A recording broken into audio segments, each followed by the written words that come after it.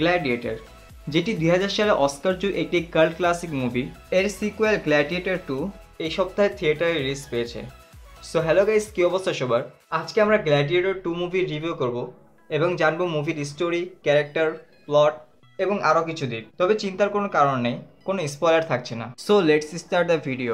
Gladiator 2 এর story gladiator 1 এর 16 বছর পরে টেক প্লেস করে, যেখানে লুসিলার ছেলে লুসিয়াসের অ্যারাউন্ড স্টোরি ঘুরে, যে লুসিয়াস কিভাবে ম্যাক্সিমাস থেকে ইন্সপায়ার হয়ে তার মতো স্লেভ থেকে গ্ল্যাডিয়েটর হয়ে রোমান এম্পায়ারের বিরুদ্ধে রিভেঞ্জ নেবে।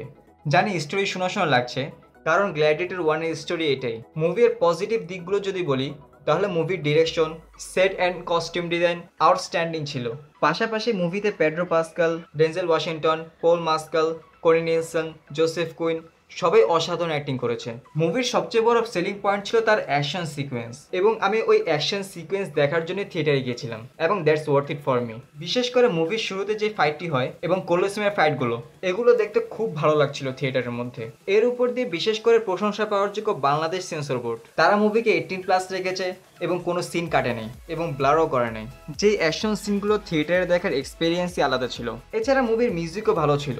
এরপর যদি মুভির নেগেটিভ পয়েন্টগুলো বলি, মুভি যদিও আপনাকে বোর করবে না, কিন্তু মুভি আপনার কাছে অনেক বড় মনে হবে।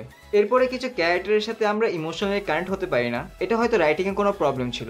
ওভারঅল গ্ল্যাডিয়েটর 2 হলো অ্যাকশনে ভরা একটি অসাধারণ মুভি, যে মুভিতে direction, set and costume design এবং অ্যাক্টরদের পারফরমেন্স আপনাকে মুগ্ধ করবে। পাশাপাশি অসাধারণ অ্যাকশন সিকোয়েন্স আছেই।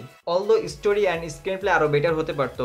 যদি আমি গ্ল্যাডিয়েটর 2কে গ্ল্যাডিয়েটর 1 এর সাথে তুলনা করি, তাহলে গ্ল্যাডিয়েটর 1 অলওয়েজ উপরে থাকবে, গ্ল্যাডিয়েটর 2 তার ধারের কাছেও আসবে না। সো এই ছিল আজকের ভিডিওটি ভালো লাগলে লাইক করবেন এবং চ্যানেলটি সাবস্ক্রাইব করবেন। দেখা হবে নতুন ভিডিওতে নতুন টপিক নিয়ে। ততক্ষণ পর্যন্ত ভালো থাকবেন, সুস্থ থাকবেন, বাই।